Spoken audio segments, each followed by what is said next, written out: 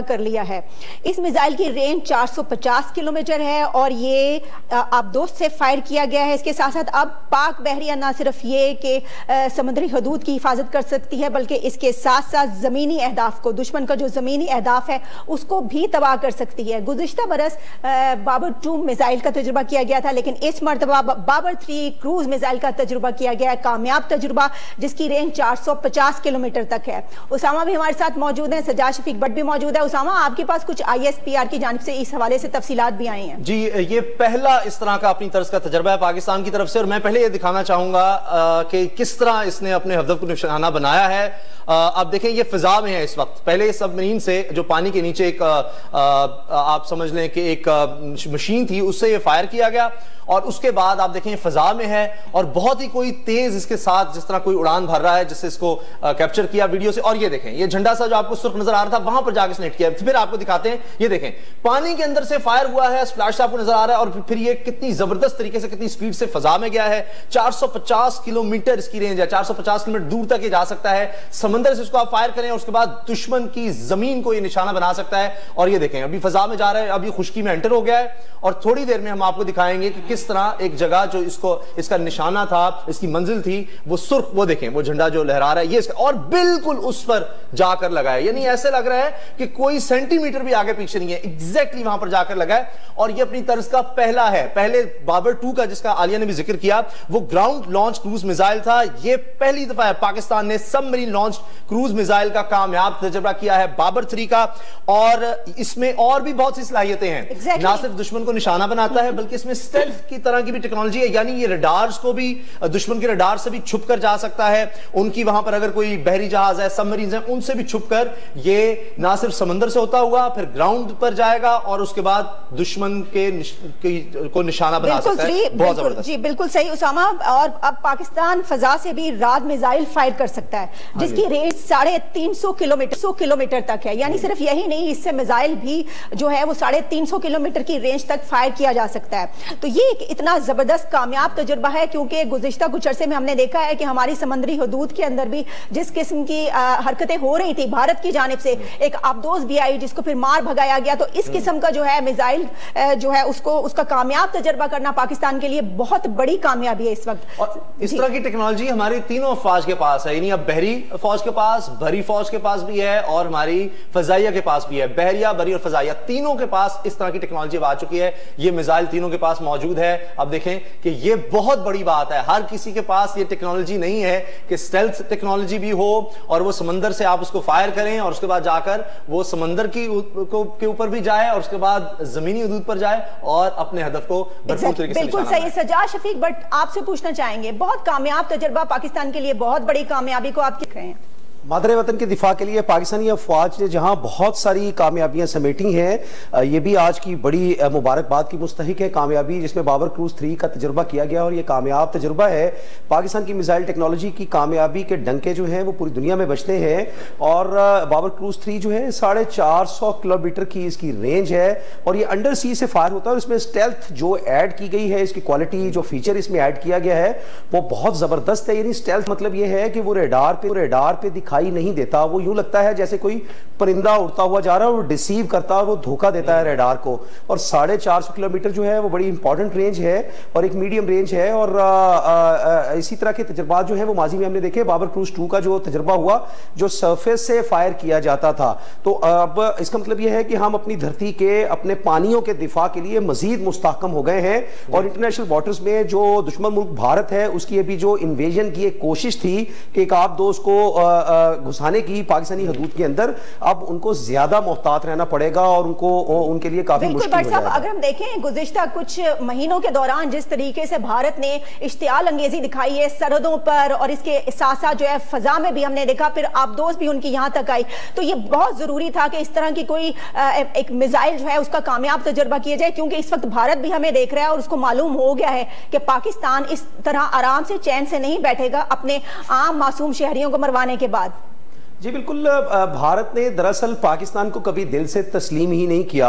हमें इसके ज़ाती तजुर्बात उस वक्त होते हैं जब हम भारत में खुद जाते हैं। 2005 में हम भारत गए, एक बहुत बड़ा टूर था पाकिस्तानी जर्नलिस्टों का, 70-80 हम जर्नलिस्ट थे वहाँ पे। आप यकीन करें कि 99.9% जो इंडियन जर्नलिस्ट्स हैं वो पाकिस्तान को कोई नया मुल्क तस्लीम नहीं करते। और एक बड़ी अजीब सी सूरत हाल है कि वो उनके अंदर ये एक चीज़ जो है वो पैदा की जाती है वहाँ के रहने वाले लोगों में, जो डिफरेंट प्रोफेशंस के हैं, वो तमाम तर तालीमात हासिल करने के बावजूद अभी तक पाकिस्तान को दिल से तस्लीम नहीं करते। ये बहुत खौफनाक ट्रेंड है, इसका मुसलसल मुकाबला करना पड़ता है। उनके आर्मी चीफ के बयान में भी, बहरहाल पाकिस्तान के आर्मी चीफ ने पूरी कौम को मुबारकबाद दी है इस कामयाब तजर्बे पर, और इस तजर्बे का मुजाहरा chairman joint chief of staff committee general Zubair Mahmood Hayat साहब ने भी देखा, और भी बहुत से आला अफसरान इसमें मौजूद थे। अच्छा सज्जाद शफीक भट्ट साहब, इसमें एक और बड़ी अहम बात है कि यह पाकिस्तान ने खुद बनाया है, खुद इस तरह की टेक्नोलॉजी पाकिस्तान बना रहा है जिसको स्टेल्थ टेक्नोलॉजी कहा जा रहा है। हर तरह के मिसाइल की टेक्नोलॉजी पाकिस्तान के पास है, और ना सिर्फ ये टेक्नोलॉजी, उसको आगे लेकर जा रहे हैं। और ये मिसाइल कई किस्म के हथियार जिनका बाजार हम यहां पर बहुत ज्यादा तस्करा नहीं कर सकते, वो हर तरह की सलाहियत रखता है और ले जाकर दुश्मन को निशाना बना सकता है। देखिए उसामा, ये बात तो एक मुस्तनिद हकीकत है कि वॉरफेयर के अंदर, चाहे वो टेक्निक्स का हो चाहे वो टैक्टिक्स का हो, किसी भी तरह का वॉरफेयर हो, उसके अंदर पाकिस्तान की जो हैसियत है वो दुनिया भर में मुस्तनिद है। हम ना सिर्फ टैंक बनाते हैं, हम ना सिर्फ जहाज बनाते हैं, जेट फाइटर प्लेन बनाते हैं, बल्कि उसके साथ साथ हम बहुत सारी ऐसी चीजें बनाते हैं जो इन्फेंट्री और आर्टिलरी से मुंसलिक हैं, यानी तोपखाने से और पैदल दस्तों से जो मुंसलिक जो चीजें हैं।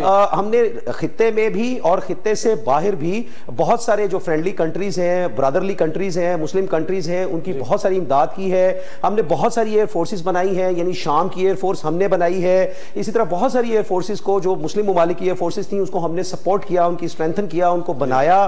तो ये बात तो बिल्कुल मुस्तनिद है कि पाकिस्तानियों के पास जो है वो हौसले और हिम्मत के साथ साथ टेक्नोलॉजी को सीखने के अज़्म में भी कोई कमी नहीं है, और हम हर मैदान में दुश्मन का डट कर मुकाबला कर सकते हैं। और ये मंजर जिस तरह हम बार बार दिखा रहे हैं, मुझे इतना जबरदस्त लग रहा है, एक हौसला, जोश और जज्बा मिल रहा है इस मंजर को देखकर कि किस तरह से पाकिस्तान ने कामयाब तजर्बा किया है। और मुझे याद भी आ रहा है कि भारत ने भी कुछ तजर्बा किया था, और वो जिस तरह बुरे तरीके से नाकाम हुआ था वो नहीं मैं भूल सकता। बहरहाल पाकिस्तान की तरफ से बाबर मिसाइल का, बाबर 3 का एक कामयाब तजर्बा था जो अच्छा, ये मेरा ख्याल है, ये आप देखें मेरी फरमाइश पर, वो मैंने कहा कि ये जरूर दिखाएं कि इंडिया ने जब तजर्बा किया। आप देखें, ये गया जी उनका मिसाइल, और वो देखें उसका क्या हशर हुआ है, वो खुद ही अपने घूमता चला गया है। और ये देखें, ये इंतहाई यानी एक मज़ाक़ा खेसा वो लग रहा है तजर्बा, नाकाम तरीन तजर्बा इन्होंने किया। और उसामा आप ये देखिए, उनके तजर्बे इंशाल्लाह सारे ही नाकाम होते जाएंगे। उनके अज़ाइम भी जिस तरह नाकाम हो रहे हैं, तजर्बों की तरह वो भी नाकाम होंगे, और अब उनको नजर आ रहा होगा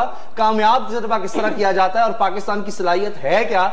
इसलिए अब वो सिर्फ बयानात दे सकते हैं, मैली आंख से इंशाल्लाह पाकिस्तान। बिल्कुल, हालांकि उन्होंने जितना बजट वो अपना दिफाई असलहा खरीदने पर लगाते हैं, जिस तरीके से वो अपना बजट, इतना बड़ा बजट उनका होता है, इसके बावजूद जब वो तजर्बे करते हैं तो पाकिस्तान से कहीं पीछे रह जाते हैं। हालांकि पाकिस्तान का दिफाई बजट उनके मुकाबले में बहुत कम है। इस वक्त जनाब ब्रिगेडियर रिटायर्ड नादिर मीर साहब ने हमें ज्वाइन किया। ब्रिगेडियर साहब, आपको भी मुबारक हो, पूरी पाकिस्तान की कौम को मुबारक हो। पाकिस्तान बाबर 3 क्रूज मिसाइल का कामयाब तजर्बा कर लिया है, और दुश्मन को हमने ये दिखा दिया है कि वो जितने मर्जी अपने हथकंडे इस्तेमाल कर ले, पाकिस्तान किसी भी तरह किसी चीज में पीछे नहीं है। आप क्या कहेंगे इन हालात पर?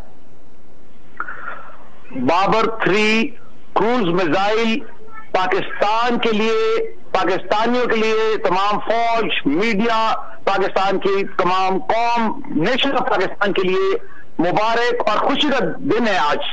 बहुत बड़ी खबर है, ये छोटी खबर नहीं है कि Pakistan has achieved the capability of firing nuclear tip missiles from submerged platform, जिसको सबमरीन कहते हैं। यानी सबमरीन से आप वो मिसाइल फायर कर सकते हैं जो समुद्र के नीचे से निकल के दुश्मन के ठिकानों को, दुश्मन को रिवायती वेपन्स के साथ, कन्वेंशनल वेपन्स के साथ और न्यूक्लियर वेपन्स के साथ तबाह कर सकती है। और ये हिंदुस्तान को जो गलतफहमी थी और अभी भी कुछ है, वो दूर होनी चाहिए। किसी सूरत पे पाकिस्तान से जो लड़ेगा दुश्मन, वो तबाह हो जाएगा। This is a great milestone, और इसमें मुबारक उन साइंटिस्ट को और तमाम वो लोगों को जिन्होंने ये कामयाब तजर्बा और यहां तक पहुंचने में मदद की और उसको पाकिस्तान को इस काबिल बनाया that Pakistan defence is invincible today.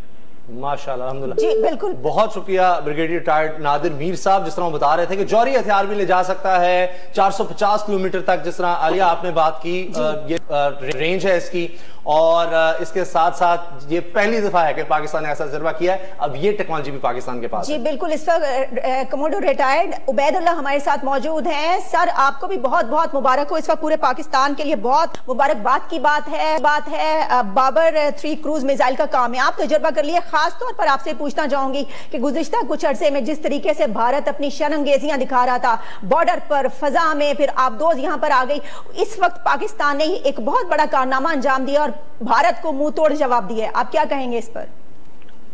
देखिए, आपको भी और पूरी कौम को मुबारक हो। ये खबर पाकिस्तान और पाकिस्तानियों के से बहुत बढ़ के दुनिया के लिए एक मेजर खबर है, और वो मेजर खबर ये है कि इस वक्त पूरी दुनिया में 5 सिक्योरिटी काउंसिल के परमानेंट मेंबर हैं, यानी चाइना है, अमेरिका है, रूस है, फ्रांस है और ब्रिटेन है। इनके पास ये सेकंड स्ट्राइक कैपेबिलिटी थी। इंडिया ने पिछले साल 15 मार्च को यही मिसाइल फायर किया था और वो छठी कुव्वत बन गई थी दुनिया की। अब हम 7वीं दुनिया की इन कौमों में जिनके पास सेकंड स्ट्राइक कैपेबिलिटी है। देखिए, मैं नेवी में 40 साल रहा और मेरे लिए जिस कदर इस वक्त एक जज्बात से भरपूर किस्म की एक फीलिंग है वो मैं शेयर करना चाहता हूं कि ये हम दुनिया में किसी से जंग नहीं चाहते, मगर चाहते ये हैं कि हमारे दुश्मन के पास कम से कम जो चीज हो उसका तोड़ मौजूद हो, ताकि हमें कोई दुनिया का आदमी आंख ना दिखा सके। इसकी आप रेंज पर ना जाएं कि ये 450 है या 550 है। याद रखें, सबमरीन एक ऐसी चीज है कि वो दुनिया में किसी भी जगह किसी के भी पानियों में घुस के उसके घर से हमला कर सकती है। आपने देखा कि इंडिया की सबमरीन ने हमारे पास आने की कोशिश की, हमने उसको डिटेक्ट करके पकड़ के भेज दिया वापस जी। ये इंतहाई अहमकाना बात थी उनके लिहाज से, लेकिन हमारी सबमरीन जो कि हम पूरे खित्ते में, इंडिया, पाकिस्तान, बांग्लादेश, ईरान, इस सारे खित्ते में सबसे पुराने सबमरीन चलाने वाले लोग हैं, और ये कैपेबिलिटी हमारे मुल्क के लिए एक इंतहाई फख्र लाती है, एक इंतहाई प्राउड मोमेंट है कि इस वक्त हमने ये काम किया। आप इस पर जिस कदर चाहे आदमी बात कर सकता है, मुख्तसर बात यह है कि ये बड़ी जबरदस्त कैपेबिलिटी है जो पाकिस्तान नेवी ने हासिल किया है, और इसको सेकंड स्ट्राइक कैपेबिलिटी इसलिए कहा जाता है, अल्लाह न करे कि हर चीज जमीन पे खत्म हो जाए, ये वो एक जगह है कि सबमरीन अपने दुश्मन को आखिरी वक्त तक हमला करके तबाह बर्बाद कर सकती है। जी बहुत शुक्रिया आपका, बहुत शुक्रिया उसामा, बहुत शुक्रिया सज्जाद।